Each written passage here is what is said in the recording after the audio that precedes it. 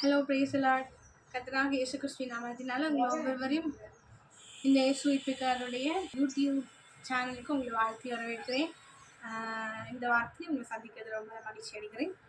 சரி, நம்ம யாத்ராகமத்தை நம்ம தியானிச்சுட்டு வரோம். இன்னைக்கு நம்ம பார்க்க போகிறது பார்த்தீங்கன்னா யாத்ராகமத்தில் யாத்ராகமம் 23வது அதிகாரம் முதற்கொண்டு யாத்ராகமம் 27ஆம் அதிகாரம் வரைக்கும் நம்ம இன்னைக்கு தியானிக்க போகிறோம். யாத்ராகமம் 23வது அதிகாரம் எதை பற்றினது அப்படின்னு பார்த்தீங்கன்னா, நம்ம 22வது அதிகாரத்தை ஒரு காரியத்தை நம்ம முடிச்சுட்டு போனோம். ஆண்டவர் என்ன பண்ணாரு, மோசேயாக்கு அநேக பிரமாணங்களை தேவன் என்ன பண்ணாரு கொடுத்துட்ருக்காரு அப்படின்னு சொல்லி பார்த்துட்டு தான் முடித்தோம். தேவன் அவருடைய பிள்ளைங்களை இங்கே 23ஆம் அதிகாரத்தில் என்ன கண்டென்ட் இருக்கும் அப்படின்றத மாதிரி சொல்லிடுவோம். இந்த 23ஆவது அதிகாரத்தை முழுவதும் பார்த்தீங்கன்னா பிரமாணங்கள், நியாய பிரமாணங்கள், இதை செய்யணும் அதை செய்யக்கூடாது அப்படின்னு சொல்லிட்டு எது நல்லது எது கெட்டது இதை குறித்து ஆண்டவர் என்ன பண்ணியிருப்பாருன்னா அதில் மோசே ஐயாவோட பேசிகிட்டு இருப்பாரு. இந்த விஷயத்தில் மூலமாக நம்ம என்ன பார்க்குறோம் அப்படின்னா, போன வாரமே நம்ம சொன்னேன் என்னென்னா, ஆண்டவர் ஒரு ஒழுங்கு பின்பற்றுகிற தேவன், ஒரு ஆர்கனைஸ்டான தேவன், ஒரு ஜென்டில்மேன் அப்படின்னு சொல்லி பார்த்தோம். அதனால் ஆண்டவர் ஒரு ஒழுங்கு எதிர்பார்ப்பார் அப்படின்னு சொல்லி நாமளும் அந்த மாதிரி ஒழுங்கோடு இருக்கணும், டிசிப்ளினோடு இருக்கணும் அப்படின்றத பார்த்தோம். இப்போ பார்த்திங்கன்னா அவர் என்ன நினைக்கிறார் அப்படின்னா, ஆண்டவர் பிரஜாதியாக இருக்கும். இது ரேண்டமாக இந்த ஒரு விஷயத்தை எல்லாருமே சொல்லுவாங்க. என்னென்னா, இப்போ யாருக்காட்ட ஆக்சிடெண்ட் ஆகிட்டுன்னு வைங்களேன், யாருக்காட்ட ஆக்சிடெண்ட் ஆகிட்டு அப்படின்னா கிறிஸ்தவங்களுடைய ஏதாவது கிறிஸ்தவங்களுடைய இதே அப்படி இருக்குமா எனக்கு தெரியல. ஆனால் இப்படி ரேண்டமாக சொல்லி கேள்விப்பட்டிருக்கேன். என்னென்னா, கிறிஸ்தவங்களோட இதயம் தான் மற்றவனுக்காக பரிதபிக்கும். மற்ற பிரஜாதியாராக இருந்தாங்க வைங்களேன், அவங்க என்ன பண்ண மாட்டாங்க, அது எவன் செத்தா என்ன எனக்கு என்ன அப்படின்ட்டு இருப்பாங்க. ஆனால் அதே கிறிஸ்டியன்ஸாக இருந்தாங்கன்னா அவங்களுடைய ஐயோ அந்த இதயம் அந்த ஆத்மாவுக்காக என்ன ஆகும், பரிதபிக்கும். சரிங்களா? இது நம்ம ரேண்டமாக சொல்கிற ஒரு விஷயம். இதே போல தான் ஆண்டவரும் என்ன நினைக்கிறாரு அப்படின்னா, அப்போ பார்த்தீங்கன்னா நம்ம ஏசப்பாவை ஏற்றுக்கொண்டது நிமித்தம் நம்மளோட இதயம் கல்லான இதயம் எப்படி சதையாக மாறுது. மற்றவனுக்காக நம்ம பரிதபிக்கிறோம் அப்படி தானே, மற்றவனுக்காக நம்ம பாரப்படுறோம். அப்போ நம்ம சதையான இதயம், மற்றவங்க அப்படி கிடையாது. அதே போல் இதுலேயும் ஆண்டவர் என்ன விரும்புகிறார், அதே மாதிரி இதில் ஆண்டவர் என்ன விரும்புகிறார் அப்படின்னு பார்த்தீங்கன்னா, அந்த இஸ்ரவேல் ஜனங்கள் பிரஜாதியாரை போல் இருக்கக்கூடாது. அவங்க ஸ்பெஷல், அவங்க வித்தியாசமாக இருக்கணும்னு நினைக்கிறாரு. இப்போ இதுக்கு ஒரு எக்ஸாம்பிள் சொல்கிறேன். ஏற்கனவே ஒரு எக்ஸாம்பிள் சொல்லிட்டு இப்போ ஒரு எக்ஸாம்பிள் சொல்கிறேன். ஏன்னா இப்போ சில பேரண்ட்ஸ் எப்படி இருப்பாங்க அப்படின்னா, அவங்க பிள்ளைங்களை எல்லாரும் மாதிரி வளர்க்கக்கூடாது, ரொம்ப வித்தியாசமாக வளர்க்கணும், அந்த பிள்ளை ரொம்ப டீசெண்டாக அப்படி சில பேரண்ட்ஸ் அப்படி இருப்பாங்க. அவங்க சர்டன் ரூல்ஸ் அண்ட் ரெகுலேஷன்ஸ் வச்சு அவங்க பிள்ளைங்களை என்ன பண்ணுவாங்க, இப்படி எல்லாரும் மாதிரி எல்லா இடத்துக்கும் போ, பட்டில் பெர்மிஷன் கேட்காம போ, அப்படி ஊதாரி மாதிரி அலையக்கூடாது, அலைய விடக்கூடாது அப்படின்னு சொல்லிட்டு நினைப்பாங்க. அப்போது இதுலேயும் ஆண்டவர் என்ன நினைக்கிறார், பிரஜாதியாருக்கும் நமக்கும் ஒரு வித்தியாசம் இருக்கணும் அப்படின்னு சொல்லிட்டு ஆண்டவர் நினைக்கிறதுனால தான் சர்டன் ரூல்ஸ் அண்ட் ரெகுலேஷன்ஸும் நமக்கு கொடுக்கும், அதாவது இஸ்ரவேல் ஜனங்களுக்கு கொடுத்துருக்காரு. அது மாத்திரம் இல்லாமல் இப்போ பாருங்கள், இப்போ ஆண்டவர் எப்படி என்ன பண்ணுறாரு, ரூல்ஸ் அண்ட் ரெகுலேஷன்ஸை மோசே ஐயா கிட்ட பேசியிருக்காரு அப்படி தானே.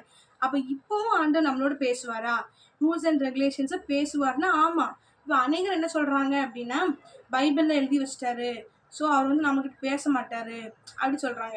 ஆனால் கட்டாயம் நம்மளோட பேசுவார். பைபிளில் எழுதி வச்ச ஆதாரத்தின்படி அதை என்ன சொல்கிறது, உறுதியாக பைபிளை சாட்சியாக வச்சு, பைபிளை ஆதாரமாக வச்சு நம்மளோட ஆண்டவர் ஒவ்வொரு நாளும் பேசுவார். நீங்கள் அப்படி அவர் உங்களோட பேசலைன்னா உங்கள் அழைப்பு என்னன்னு எப்படி நீங்கள் தெரிஞ்சுப்பீங்க? நீங்கள் இப்போ உங்கள் ஊழியம் என்னன்னு நமக்கு தெரிய முடியாது. இப்போ மோசே அம்மாவோட ஊழியம் நம்ம ஏற்கனவே பார்த்துருக்கோம். மோசே அம்மாவோட ஊழியம் ஒரு பெரிய ஊழியம் கிடையாது, ஒரு சின்ன ஊழியம் தான். அவங்க மோசையாக காப்பாற்றுறது தான். அந்த மாதிரி நம்மளுடைய ஸ்பெசிஃபிக் வேலை என்ன அப்படிங்கிறது நம்ம ஏசப்பா நம்மளோட பேசுகிறத நம்மளால தெரிஞ்சுக்க முடியும் இல்லையா? அப்போ அப்போ தேவன் கட்டாயம் பைபிளில் என்ன எழுதப்பட்டிருந்தா கூட தேவன் நம்மளோட அனுதினமும் பேச வேண்டும்.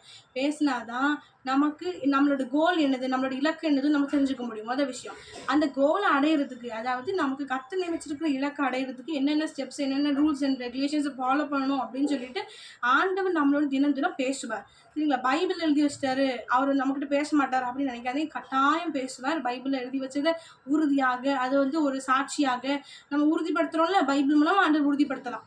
ஆனால் கட்டாயம் நம்மளோட என்ன பண்ணுவார், பேசுவார். இந்த விஷயத்தையும் இது அன்றைக்கி சொல்லிடுறாங்க, இந்த மாதிரி தேவன் பேசுறது ஒரு கற்பனை, அவர் பேசதான் மாட்டார் அப்படிங்கிறாரு. கட்டாயம் பேசுவார். பேசினா தான் நம்மளால இந்த உலகத்தில் நிற்க முடியும், ஊழியம் செய்ய முடியும். அதுவும் நம்ம இந்த 23வது அதிகாரத்தின் மூலமாக நம்ம தெரிஞ்சுக்கிட்ட விஷயம் இதுதான்.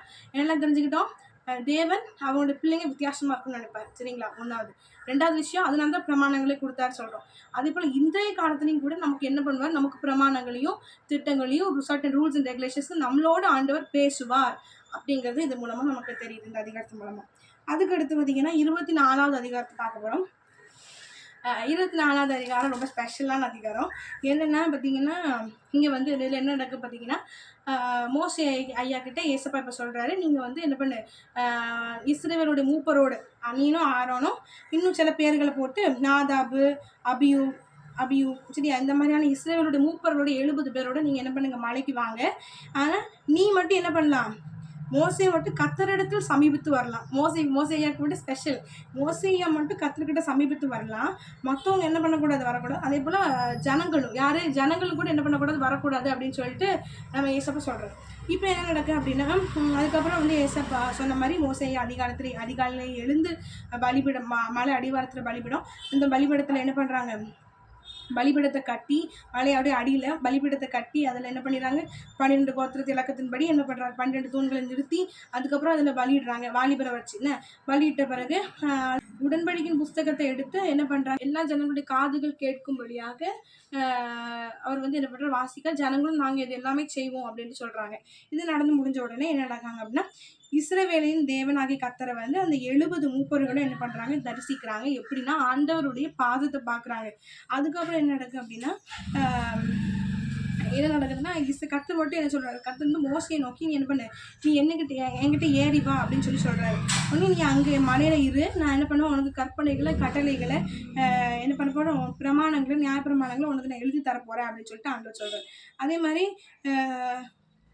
ஆனால் இது வந்து மலைக்கு போகும்போது யாரோட கூட போகிறாரு அப்படின்னு பார்த்தீங்கன்னா, யோசுவாவோட கூட போகிறாரு. சரியா, யோசுவாவோட கூட போகிறாரு. ஆனால் அதை கொடுமுடிக்கு இவர் யோசுவாவை கூப்பிட்டு போனாரா அப்படின்னு தெரியல. ஆனால் தேவ பர்வதத்துக்கு ஏறி போகிறாரு. போனது மட்டும் இல்லாமல் அங்கே போன பிறகு என்ன நடக்கும் அப்படின்னா, ஒரு மேகம் வந்து என்ன ஆகுது அப்படின்னா, ஒரு மலையை மூடுது. அது மாத்திரம் இல்லாமல் அந்த கர்த்தருடைய மகிமை வந்து சீனாய் மலை மேலே தங்கி இருக்குது. மேகம் 6 நாளுக்கு மூடி இருந்துச்சான். 7வது நாளில் வந்து அந்த மேகத்தின் நடுவில் இருந்து ஆண்டவர் மோசே அப்படின்னு சொல்லி கூப்பிடுறாரு. அதுக்கப்புறம் இந்த மலையோட கொடுமுடியில் கர்த்தருடைய மகிமை இருக்குதுல்ல, அந்த காட்சி எப்படிப்பட்டதாக இருந்துச்சுன்னு பார்த்தீங்கன்னா, அது வந்து கண்களுக்கு, இஸ்ரவேலுடைய கண்களுக்கு பட்சிக்கிற அக்னியை போல இருந்துச்சான். அதுக்கப்புறம் பார்த்தீங்கன்னா, மோசே ஐயா வந்து மேகத்தின் நடுவில் பிரவேசித்து, அந்த மேகத்தோட நடுவில் அவர் பிரவேசிக்கிறாரு. அப்புறம் மலையின் மேலே ஏறுறாரு. இரவும் பகலும் 40 நாள் என்னாச்சு, ஆண்டவர் அந்த விஷயத்த பேசுகிறார். இரவும் பகலும் 40 நாள் மோசையோட பேசுகிறார். சரி, இதுதான் 24வது அதிகாரம். ரொம்ப ஸ்பெஷல். நான் ஏன் சொன்னேன் அப்படின்னா, இதில் தான் என்ன அனுபவம் இருக்குது அப்படின்னு பார்த்தீங்கன்னா, சீனாய் கொடுமுடி அனுபவம். இப்போ என்னன்னு பார்த்தீங்கன்னா, இதில் நான் ஃபஸ்ட்டே நம்ம பார்த்தோம். நம்ம போன வாரத்தில் நம்ம பார்த்தோம், மோசே ஐயாவுக்கும் தனியாக ஆண்டவர் தனிப்பட்ட இதயத்தில் தனிப்பட்ட இடம் வச்சிருக்காரு. ஏன் அப்படின்னா, சாக்ரிஃபைஸ் பண்ணனால நம்ம வந்து ஆண்டோட இதயத்தில் ஒரு தனி இடம் பிடிச்சிருக்காரு அப்படின்னு சொல்லி பார்த்தோம். அதே மாதிரி இங்கே 70 பேர் அந்த மூப்பர்கள் போகிறாங்க. ஆனாலும் கூட கர்த்தர் மோசே ஐயா மாத்திரம் ஸ்பெசிஃபிக்காக என்ன பண்ணு, மலையோட உச்சிக்கு நீ மட்டும் ஏறிவா அப்படின்னு சொல்கிறாரு. அதுக்கப்புறம் இந்த 70 பேர் ஆனாலும் கொஞ்சம் ஸ்பெஷல் தான். ஏன்னா அவங்க ஏசப்பாவுடைய பாதத்தை தரிசிச்சிட்டாங்களே. ஏன்னா அதுக்கப்புறம் என்ன நடக்கும் பார்த்தீங்கன்னா, இப்போ மோசே ஐயா கிட்ட சொல்கிறாரு, நீ 40 நாள் இரு. அப்போ என்ன சொல்கிறார், காத்திருக்க சொல்கிறார். நம்மளால முடியுமா? நேற்றுக்கு தான் எங்களுக்கு விடுதலை முகாம் நடந்துச்சு. அப்போ உள்ள மெசேஜில் என்ன சொன்னாங்க அப்படின்னா, நம்மளால 40 நாள் இப்படி காத்திருக்க முடியுமா? 40 நாள் அவருக்கு பசிச்சிருக்குமா, தனிதாக எடுத்திருக்குமா, ஐயோ போர் அடிக்குமே நினச்சாரா? இப்போ நமக்கு 3 மணி நேரம் 5 மணி நேரம் ஜெபம் சொன்னாலே ஐயோ 5 மணி நேரம் ஜெபமா கரவே முடியாது அப்படின்னு நம்ம நினைக்கிறோம். ஆனால் மோசையா 40 நாள் இரவும் பகலும் தூக்கம் வந்துச்சா, டயர்ட் ஆனாரா, இப்படி நிறைய கேள்விகள் இருக்கு. அப்போ கர்த்தருடைய மகிமையை அது எல்லாத்தையும் மூடிடுச்சா, அந்த மாதிரி எண்ணங்களே வரலையா, தாகம் பசி தூக்கம் இது எதுவுமே வராமல் கர்த்தருடைய பிரச்சனை அப்படி மூடிடுச்சா அப்படின்றது நமக்கு தெரியல, கரெக்டாக தெரியல. ஆனாலும் நம்ம யோசித்து பார்த்தா அது வியப்பாக தான் இருக்குது. அப்போ ஆண்டவர் அப்படி காத்திருக்கும் போது தான் என்ன பண்ணுறாரு, மோசையா கிட்ட பேசுகிறாரு. இது வந்து ஒரு மேலான ஒரு அனுபவம். சரி, இதில் என்ன அப்படின்னு பார்த்தீங்கன்னா, சீனாய் கொடுமுடி அனுபவத்தில் ஆண்டவர் என்னென்ன விஷயங்களை கொடுத்து நம்மளோட பேசுவார். சீனாய் கொடுமுடி அனுபவம்னா என்ன அப்படின்னா, மொதல் விஷயம் சொல்லிக்கிறேன் என்னது அப்படின்னா, அதுக்கு சீனாய் கொடுமுடி அனுபவத்துக்கு போகிறதுக்கு முன்னாடி என்ன அப்படின்னா, ஆண்டவர் வந்து மோசே ஐயாவை ரொம்ப நேசிக்கிறார். மோசே ஐயா நான் சொன்ன மாதிரி மோசே ஐயாவுக்கும் ஆண்டவருக்கும் ஒரு தனிப்பட்ட ஒரு ரிலேஷன்ஷிப் இருக்குது.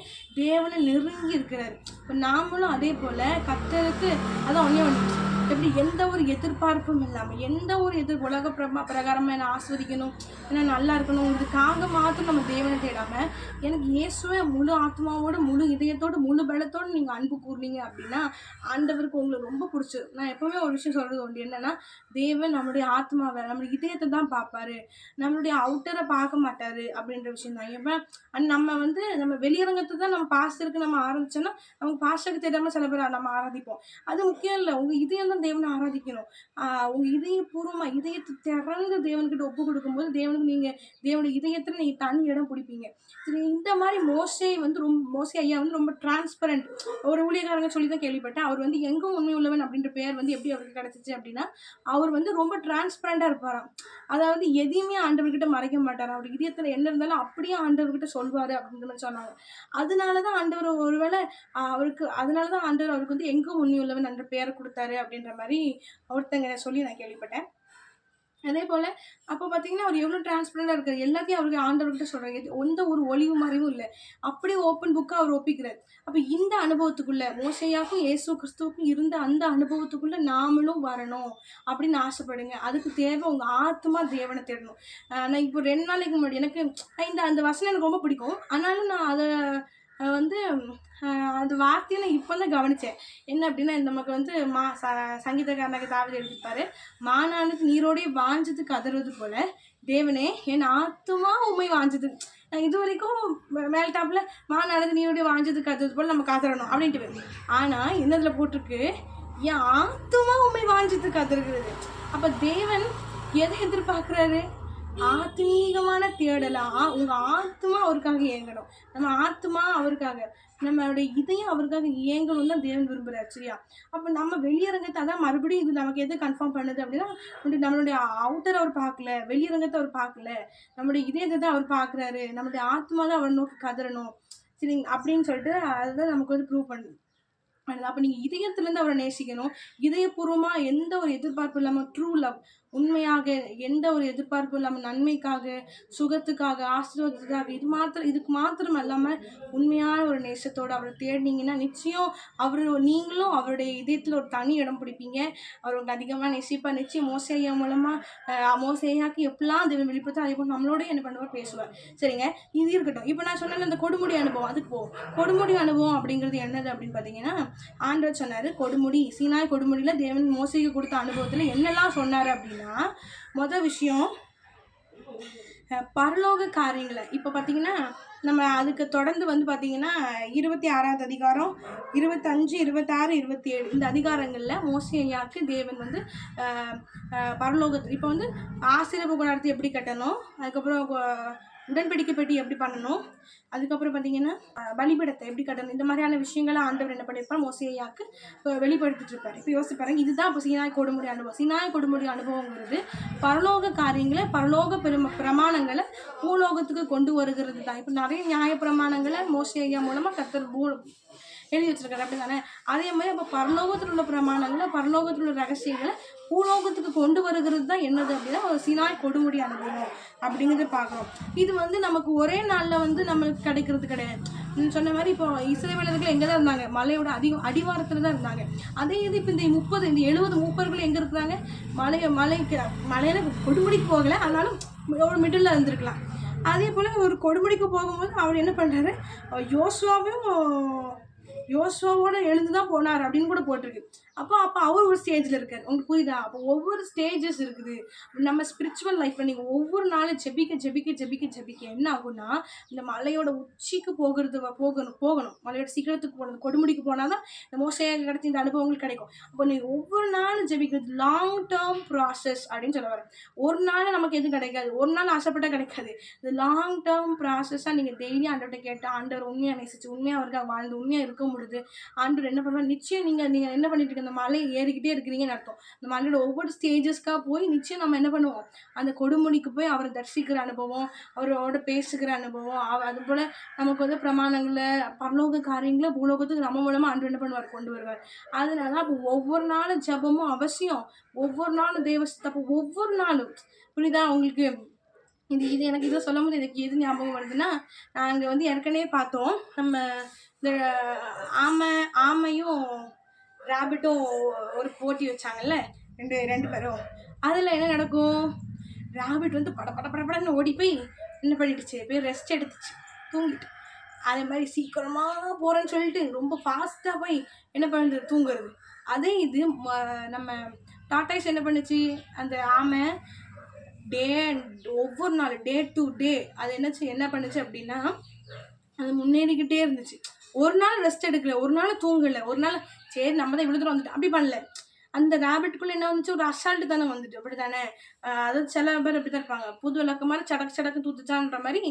கொஞ்ச நாள் ரசிக்கப்பட்ட புதுசில் அம்மா ஐயா உருண்டு உருண்டு எந்திப்பாங்க. அதுக்கப்புறம் கொஞ்ச நாள் ஆயிரும்ல, அப்புறம் வந்து கொஞ்சம் சலிச்சிடும் உங்களுக்கு கேஸு.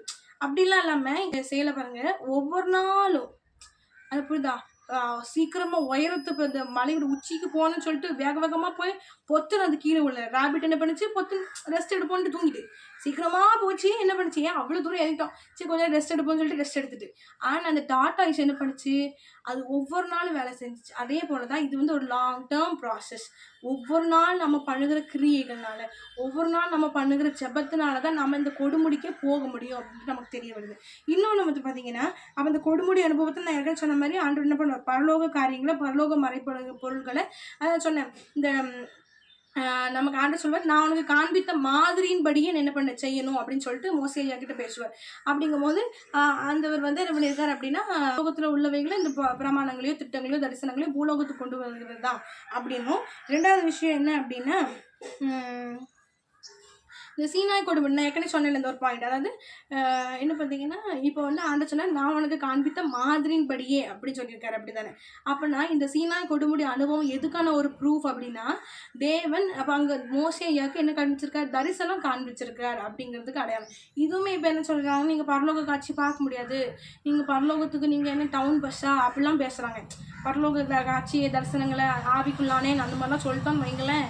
என்ன சொல்லிட்டாங்க, நீங்கள் தான் பரலோகத்துக்கு போகிறதுக்கு டவுன் பஸ் வச்சுருக்கீங்களா அப்படிலாம் மார்க் பண்ணுறாங்க பார்த்துக்கோங்க. அதுக்கப்புறம் இந்த மாதிரி எனக்கு உள்ள கேள்வி வந்துச்சு, நம்ம பைபிளில் என்ன போட்டிருக்கு அதெல்லாம் உண்மை இல்லையா. அப்போ இங்கே பார்த்தீங்கன்னா, இங்கே என்ன போட்டிருக்கு, பரலோகத்தில் கர்த்தர் என்ன அதாவது நான் உனக்கு காண்பிச்ச மாதிரின்படி. அப்போ அங்கே என்னது இருக்குங்க, தரிசன காட்சி இருந்திருக்கு, கர்த்தர் காண்பிச்சிருக்கிறாரு. உண்மையே இல்லை, ஆமாம் உண்மை. அப்போ என்ன விஷயத்துல தெரிய வருதுன்னு பார்த்தீங்கன்னா, அப்போ தரிசனம் பார்க்க முடியும். தரிசனம் சொப்பனங்களை கர்த்தர் தரிசனங்கள் மூலமாகவும் சொப்பனங்கள் மூலமாகவும் ஆண்டவர் நம்மளோட பேசுவார். அப்படியாக பரலோக தரிசனங்களையும் பார்க்க முடியும் அப்படிங்கிறதுக்கான ஒரு ப்ரூஃப் தான் இந்த சீனாய் கொடுமுடி அனுபவம். இப்போ சீனாய் கொடுமுடினாலே என்ன, அந்த அனுபவம், அந்த கொடுமுடி அனுபவத்தில் என்னென்ன செய்ய முடியும், முதல்ல பரலோக காரியங்களை பூலோகத்துக்கு கொண்டு வர முடியும். அதே போல் என்ன தரிசிக்கவும் முடியும், இயேசு தரிசிக்கலாம். இப்போ இந்த சீசன் இந்த அந்த மூப்பர்கள் கூட என்ன பண்ணாங்க, தேவனுடைய பாதத்தை பார்த்தாங்கன்னு போட்டிருக்கு. புரியுதா. அப்போ வந்து பாருங்க, அப்போ தரிசன அனுபவம் கிடைக்குது இந்த கொடுமுடியில். அதுக்கப்புறம் என்ன கிடைக்குது, இது போக என்ன சொல்றாரு, இது எப்படி நம்ம க்ரோத், இது ஒவ்வொரு நாள் உள்ள ப்ராசஸ் தான். ஒரே நேரத்தில் நம்ம அந்த சீனாய் கொடுமுடிக்கு நம்ம போயிட முடியாது, லாங் டேர்ம் ப்ராசஸ். ஒவ்வொரு நாள் ஜெபிக்கிறது மூலமாக நம்ம அவரை நெருங்க முடியும் அப்படின்னு சொன்னேன்.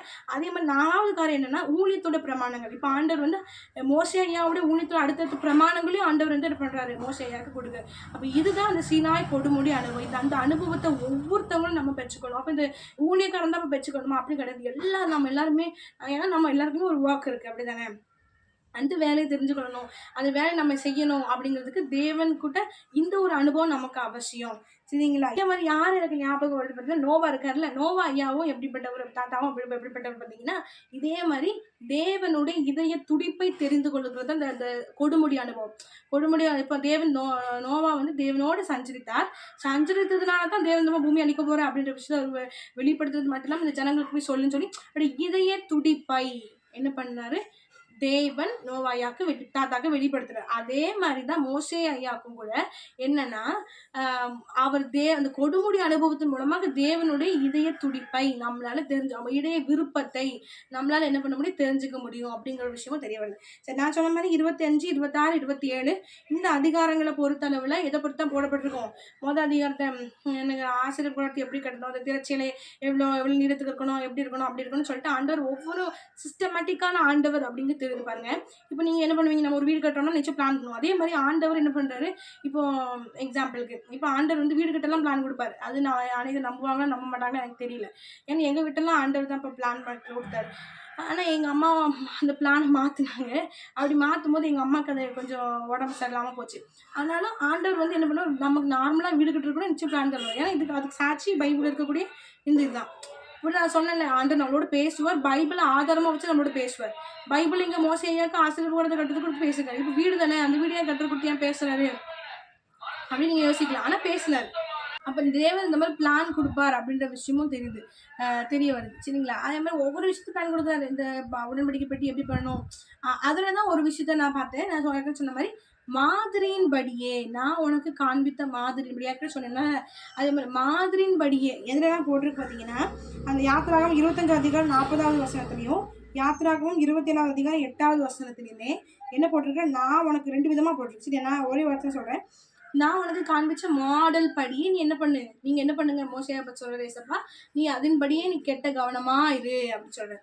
அப்போ தேவன் என்ன பண்ணியிருக்காரு அப்படின்னா, அங்க அதுக்கு நான் ஏற்கனவே சொன்ன மாதிரி தரிசனம் பார்த்துருக்காரு அப்படின்னு சொல்ல வரேன். அப்போ பரலோக தரிசனங்கள் நம்மளால பார்க்க முடியும். மோசேயா ஒரு எக்ஸாம்பிள். இதுதான் நம்ம வந்து இந்த சாப்டர்ஸ் மூலமா நம்ம பார்க்க வரோம். அப்போ நம்ம முதல்ல பார்த்த மாதிரி நம்ம 23லேருந்து 27 வரைக்கும் உள்ள சாப்டர்ஸ்ல என்ன விஷயங்கள்லாம் பார்த்துருக்கோம் அப்படின்னு பார்த்தீங்கன்னா, தேவன் வந்து நம்மள அதாவது அவருடைய பிள்ளைங்கன்னா இப்படிதான் இருக்கணும் அப்படின்னு நினைப்பாரு. அது மாத்திரம் இல்லாம ஒவ்வொரு நாளும் ஆண்டவர் நம்ம கூட பேசுவார். பைபிள்ல தான் எழுதி வச்சிருக்காரு. நம்மகிட்ட பேச மாட்டார் கிடையாது, பேசுவார். அதை பார்த்தோம். 3வது விஷயம் என்னன்னு பார்த்தீங்கன்னா, அந்த 70 பேரும் தேவன் மூப்பர்கள், அந்த இஸ்ரவேல் ஜனங்களோட மூப்பர்கள் வந்து 70 பேர் தேவனை தரிசிக்கிறாங்க. சீனாய் கொடுமுடி ஏசப்பாக்கும் மோசேவுக்கும் ஐயாவுக்கும் இருக்கக்கூடிய ஒரு ரிலேஷன்ஷிப் என்ன அப்படிங்கிறத பார்த்தோம். அதோட எக்ஸ்ட்ரீம் லெவல் தான் அந்த சீனாய் கொடுமுடி அனுபவம். அது வந்து ஒவ்வொரு நாள் நம்ம ஆண்டவர் நெருங்குறது தான். ஒவ்வொரு நாளும் ஸ்பிரிச்சுவல் க்ரோத் தான். ஒவ்வொரு நாள் நீங்க தேவனை ஜெபிக்கிறது, தேவனுக்காக வாழ்றது, தேவனுக்காக அர்ப்பணிச்சு வாழ்றது, தேவனுக்காக சாக்ரிஃபிஷனா இருக்கிறதா இருக்கட்டும், கீழ்ப்படிதல், இது எல்லாமே கலந்து இது எல்லாத்தோடைய ரிசல்ட் தான் நமக்கு என்னது அப்படின்னா சீனாய் கொடுமுடி அனுபவம். அப்போ அந்த சீனாய் கொடுமுடி அனுபவத்துல என்னென்ன கிடைக்கும் அப்படின்றத பார்த்தோம். என்னென்னன்னா, முதல்ல வந்து ஆண்டவர் என்ன பண்ணுவார், பரலோக மறைப்பொருட்களை நமக்கு பூலோகத்துக்கு கொண்டு வர்றது, பிரமாணங்களை பூலோகத்துக்கு கொண்டு வர்றது தான் சீனாய் கொடுமுடி அனுபவம் பார்த்தோம். அதே மாதிரி இன்னொன்று என்ன சொன்னோம் அப்படின்னு பார்த்தீங்கன்னா, ஊழியத்துக்கு கொடுத்தான பிரமாணங்களையும் தீர்மானங்களையும் அந்த திட்டங்களையும் கொடுப்பாரு. அதே போல என்னது அப்படின்னு பார்த்தீங்கன்னா, தரிசனம் பார்க்கறது, தேவனை தரிசிக்கிறது, அதே போல பரலோக தரிசனங்கள் பெற்றுக்கொள்ளுகிறதும் இந்த சீனாய் கொடுமுடி அனுபவம் தான் அப்படின்றத பார்த்தோம். ஏன்னா ஆண்டவர் சொல்லியிருக்காரு, மாதிரியின்படி நீ கட்டணும் அப்படின்னு சொல்லியிருக்காரு. அப்படிங்கும்போது அங்கே அந்த இடத்துல ஆண்டவர் கத்துற மோசையாக்கு என்ன காண்பிச்சிருக்காரு, ஒரு மாதிரி காண்பிச்சிருக்காரு, ஒரு மாடல் காண்பிச்சிருக்காரு. அப்போ நிச்சயம் தரிசனம் அந்த பரலோக தரிசனத்தை நம்மளால பார்க்க முடியும் அப்படிங்கிறதுக்கான ஒரு ப்ரூஃப். இந்த சீனாய் கொடுமுடி அனுபவம் அப்படின்னா இது எல்லாமே இன்க்ளூட் ஆயிருக்கும் அப்படின்றத நம்ம இந்த வார்த்தையில் நம்ம பார்த்துருக்கோம். நிச்சயம் இந்த சீனாய் கொடுமுடி அனுபவத்தை நீங்களும் பெற்றுக்கொள்ளுங்க. அதுக்கு ஒவ்வொரு நாளும் தேவனை தேடுங்க, ஒவ்வொரு நாளும் செவிங்க, எந்த எதிர்பார்ப்பு இல்லாமல் உண்மையா நேசிங்க. கர்த்தர் நிச்சயம் உங்களை ஆசீர்வதிப்பாராக. Thank you so much. பாய்.